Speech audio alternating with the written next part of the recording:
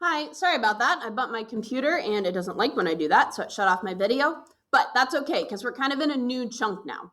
So that first 15 minutes was the actual content and just kind of getting over that vocabulary. Now we're going to work through practice problems and different questions about electron configurations.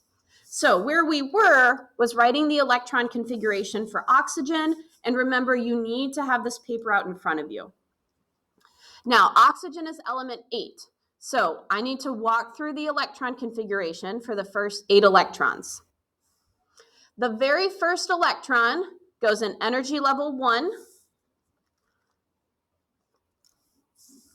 It's flying in an S shape. And there are 2 electrons in energy level 1 flying in the S shape. Then I go into the second energy level. Electron 3 and 4 are flying in an S shape, and there's 2 electrons in that S shape. Second energy level, S shape, 2 electrons. Then, still in energy level 2, now I'm entering the p orbital, but I have 1, 2, 3, 4 electrons in that p orbital. So energy level 2, flight path p, a total of 4 electrons. Now, this is the electron configuration for oxygen. So we can answer some questions.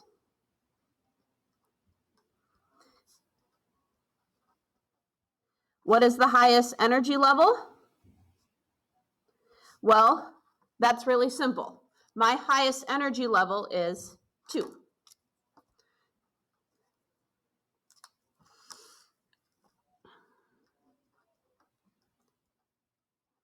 How many electrons are in that level? Well, now I have to look at my configuration. I have 2p4, so I have 4 electrons here and 2 electrons here. I have 6 electrons total in the energy level 2. This means, because this is my highest energy level, I have 6 valence electrons. This is the information that I can get from an electron configuration. And this also matches what I know we've worked on before, which is our valence Lewis dot structures. So if I do my Lewis dot structure for oxygen, I know it's in column 6, so it gets 6 valence electrons, which is exactly what I've shown here. So everything that we've done matches. We're just now putting it in a bigger, more formal address. Last double check you can also do is total up all of them. Oxygen is element 8, so it should have 8 electrons in a neutral atom. I have 4, 5, 6, 7, 8 electrons total. Electron configuration is good. All right, let's do a slightly longer example now. So now we'll pick a slightly bigger element. Let's go with calcium.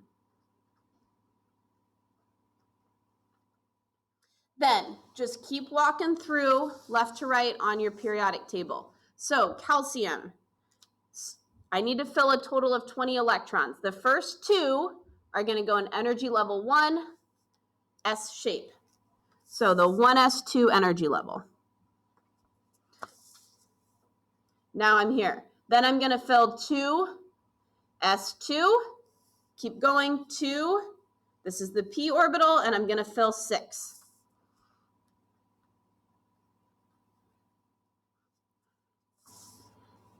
Now I'm on my third row. 3, start with the S's always, 3s2. Still in my third row, 3p, I'm going to go all the way through, 6. Now, I'm in my fourth row, 4s color, 1, 2, 4s2. Then I hit calcium and I can do my double check. So here, very simple.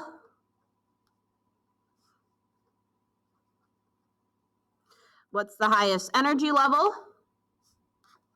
Well, my highest energy level here is 4.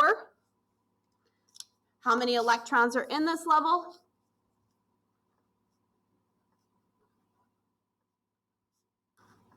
Well, I only have one energy level 4 shorthand, and there's 2 electrons in it. Does this match what I know about electrons already? Calcium is in that second column, so it gets 2 valence electrons. That's a match. I have 2 electrons in my highest energy level. I have 2 valence electrons. That matches what I already know. Now, any element after calcium, we start dealing with this degenerate orbitals. Now, I marked it on mine in marker. Maybe you want to mark it somewhere on yours too. But remember, these middle sections fill 1 back. So instead of a 4, when you hit that green, you're going to hit 3 and then mark down. So now we're going to start with a larger element. Let's do silver.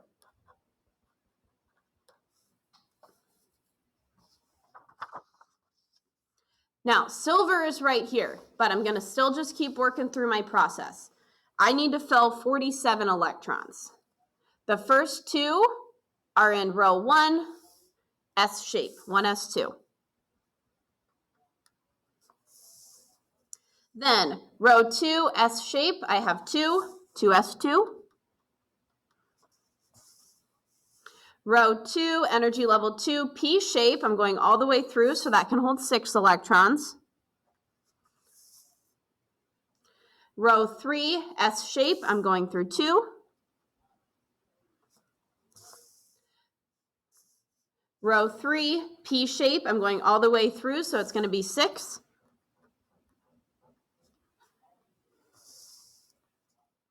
Row 4, S shape,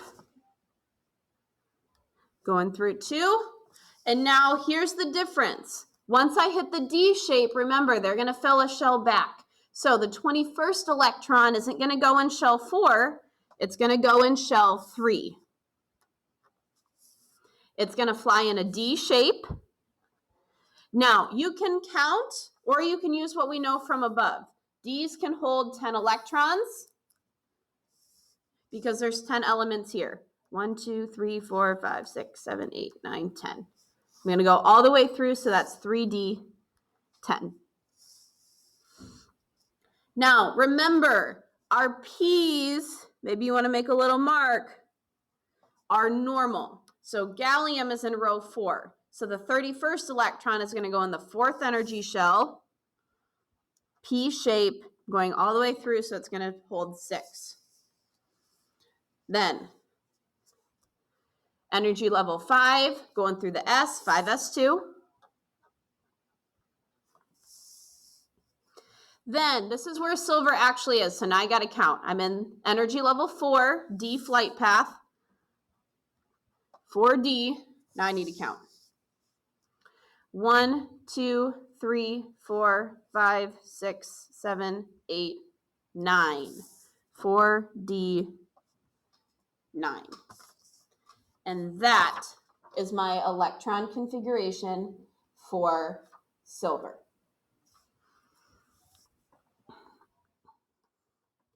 Now, what is my highest electron, or what is my highest energy level here?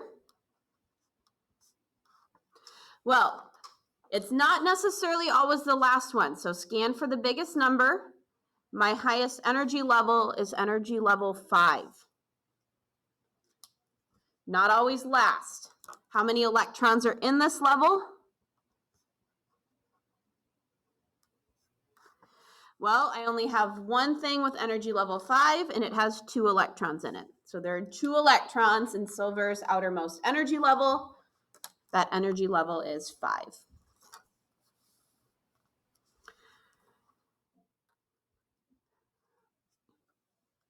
All right, one more example. Let's do something down here. Let's do europium.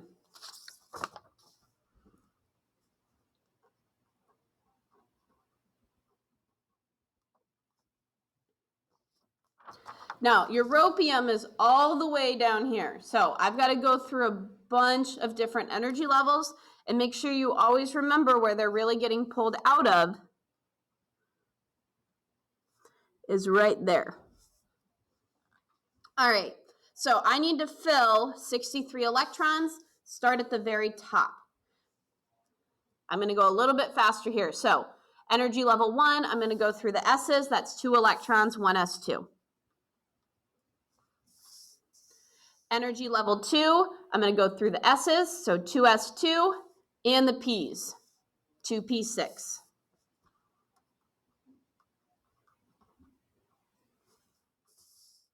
Energy level 3, I'm going to go through the S's, 3 S2, and the P's, 3 P6.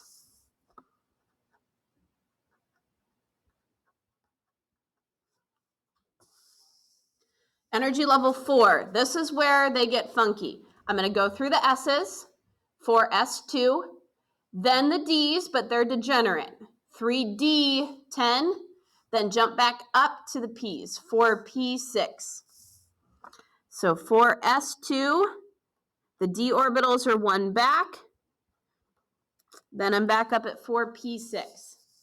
Then 5th energy level, same thing, 5 S2, this one is 1 back, so 4 D10, and then back up 5 P6.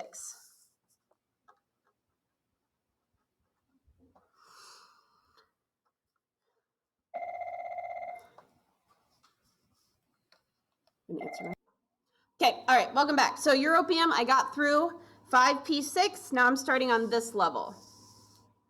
So row 6, I'm gonna go through the S's like normal, 6S2. I'm gonna have to, unfortunately, loop down here. Then I'm gonna have to jump down. 4, flight path is F. Now I need to count until I get to europium. 4F, 1, 2, 3, 4, 5, 6. This is the electron configuration for europium. So now I can answer.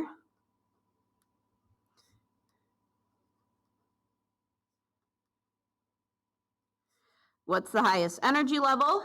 Well, scanning for my biggest number. So the biggest number I have here is 6. And I only have that 6 in one space. So how many electrons are in that level? There are 2 electrons in that energy level.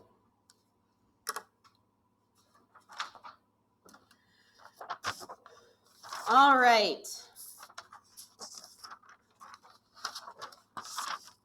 Last bit for today, then you've got practice time. Now we're going to look at how can we take these electron configurations and make them into orbital diagrams. Now, orbital diagrams use a bunch of rules and vocabulary that you've actually already been practicing. So, for example, we've already been making sure that you follow the pattern on the periodic table. When you do that, you make sure that you put electrons in the lowest energy level possible.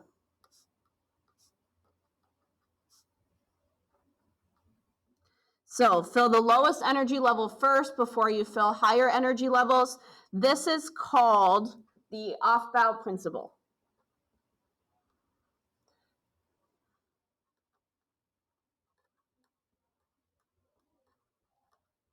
And if you've been following the pattern, you've already been doing this.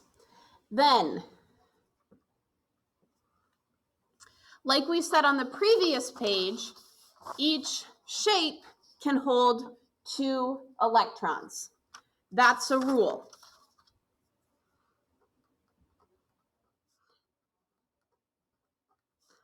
Each shape or each orbital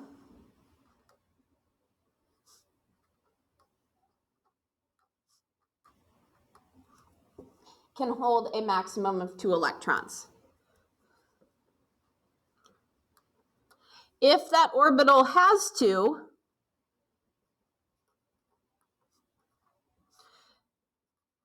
the electrons will have opposite spin. Which sounds fancy, but all it means is one electron is right side up, one electron is upside down. This is called the Pauli exclusion principle. No, it's not. Yeah, it is.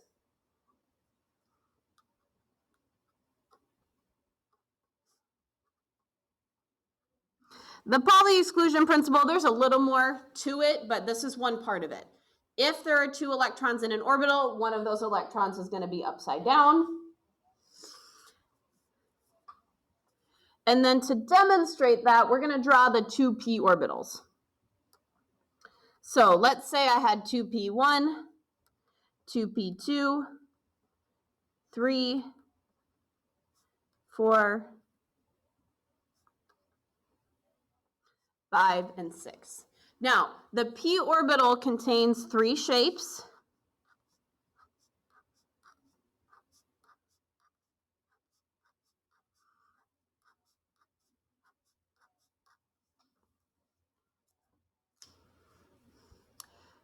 Each shape can hold 2 electrons, and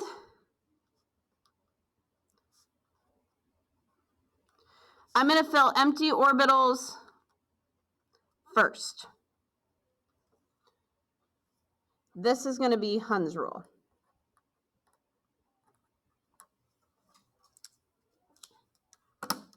So, for example, 2p1, I have 1 electron. It's going to go in the first shape. 2p2, 2 electrons, 1 in the first, 1 in the second. 2p3, 3 electrons, 1 in each. 2p4, we're going to start doubling up. So 1 in each, then 1 upside down for the Pauli exclusion rule. 5 electrons, 3 singles first, double them up. 6 electrons, 3 singles first, and double them up. But this is all an orbital diagram is adding electron arrows to the electron configurations that you've already been doing.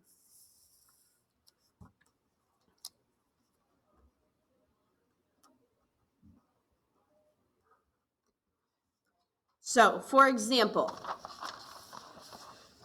let's do a complicated one so we get to see all of them. Let's do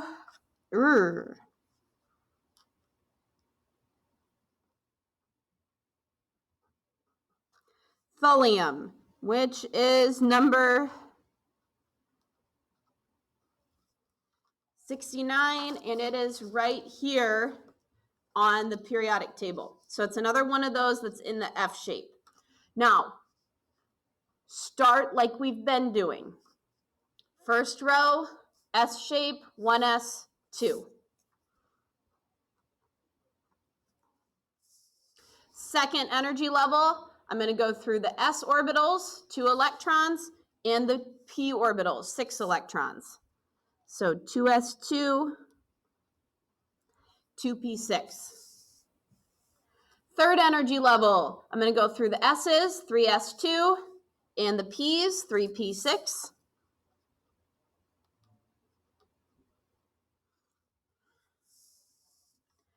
Fourth energy level, I'm going to go through the s's, so 4s2. Then I'm going to jump down to 3d all the way through, so 10.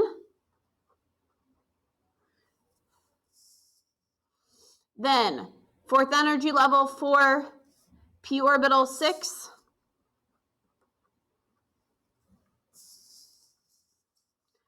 Fifth energy level, 5 s2, jump down 4 d10, back up 5 p6.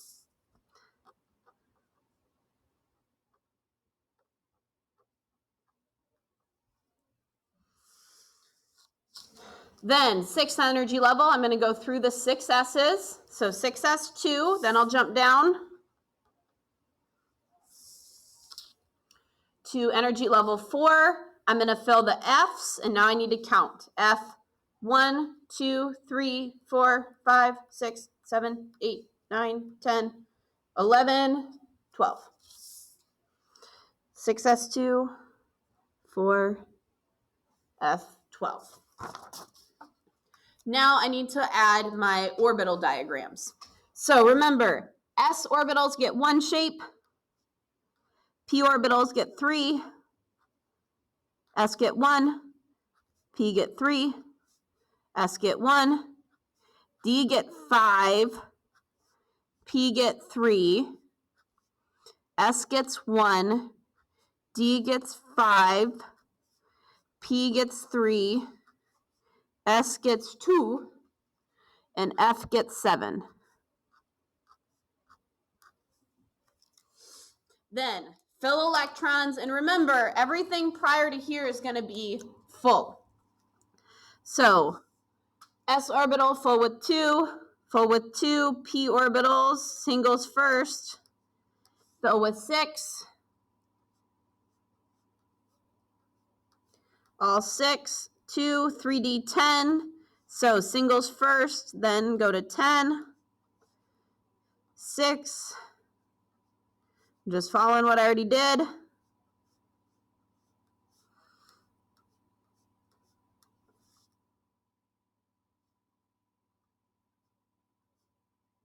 Then I get to my last one and I actually need to pay attention. So 4f12, fill singles first, 1, 2, 3, 4, 5, 6, 7, then count 8, 9, 10, 11, 12. And this would be the electron configuration and the orbital diagram for thulium. Now, this is long. There is a shortcut.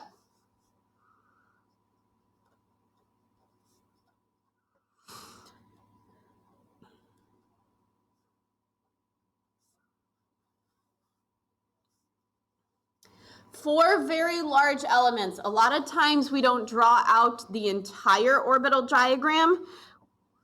We will just draw out the last row.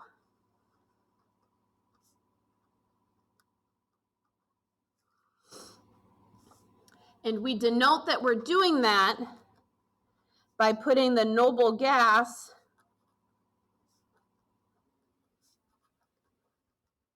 from the previous row in brackets.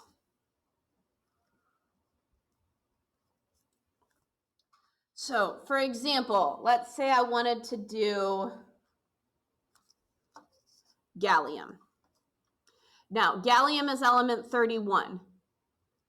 I don't need to draw 31 electrons. I just need to draw the electrons for row 4. So, go to the previous row, row 3. The noble gas is argon.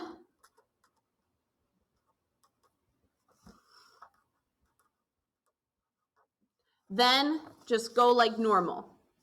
Noble gas is argon. Now I'm in row 4. 2s2, 3d10, 4p1. Wait, 4s2. 4s2, 3d10, 4p1.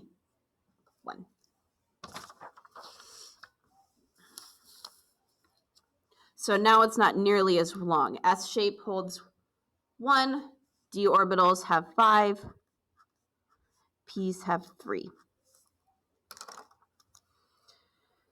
2, 10, 5, 6, 7, 8, 9, 10, and then 4p1. Now, remember, we still need to be able to know how to read these. So the highest energy level, well, that's going to be energy level 3. How many electrons are in that level? Oops. Highest energy level is energy level 4. How many electrons? Well, there's 2 here and 1 here for a total of 3 electrons.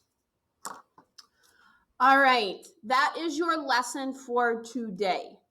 Now, if you need, I'm going to make another video that's me running part of the packet problems. But if you think you've got it, you don't need to watch that. If you are struggling, your next assignment is to work on those practice sheets. But you can play video number 3, and that'll be me walking you through how to do some of those examples.